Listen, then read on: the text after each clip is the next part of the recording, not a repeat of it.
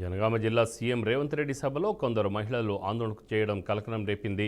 Station Ghanpur CM సభలో మహిళా కళాకారులు ఆందోళన చేశారు. వెంటనే అప్రమత్తమైన పోలీసులు వారిని అడ్డుకున్నారు. కాగా తమ సమస్యలు సీఎంకు తెలిపేందుకు వారు ప్లకార్డులతో నినాదాలు చేశారు. తమ వద్దనున్న ప్లకార్డులను లాక్కొని తమ ఫోన్లను లాక్కున్నారని మహిళలు ఆందోళనకు దిగారు.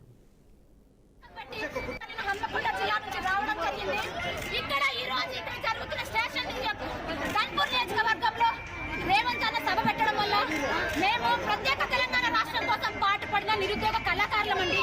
ప్రత్యేక తెలంగాణ రాష్ట్రం కోసం మా భర్తలను, తల్లిదండ్రులను, మా పెద్ద పెద్ద చదువులను కూడా మేము పక్కకు పెట్టి ప్రత్యేక తెలంగాణ రాష్ట్రం కోసం పాటుపడిన కళాకారులం. గత ప్రభుత్వంలో కేసీఆర్ 550 మందికి ఉద్యోగాలు ఇవ్వడం జరిగింది. అప్పటి నుంచి మాకు ఇంకా ఉద్యోగాలు ఇవ్వలేదు గత ప్రభుత్వంలో. ఈ ప్రభుత్వం కోసం మా నియోజకవర్గాలలో 1 ఎంపీ కూడా తీసుకోకుండా ప్రచారం చేసి పాటలు పాడిన కళాకారులమండి మేము. మాకు ఉద్యోగాలు రాలేదు. ఇప్పుడు ఈ సభలో మా రేవంత్ అన్నకు తెలియాలని, సీఎం గారికి తెలియాలని మాకు దయచేసి దండం పెట్టి అడిగినాము. మేము ఒక బ్యానర్ తెచ్చి చూపించినామండి మన రేవంత్ సార్కి.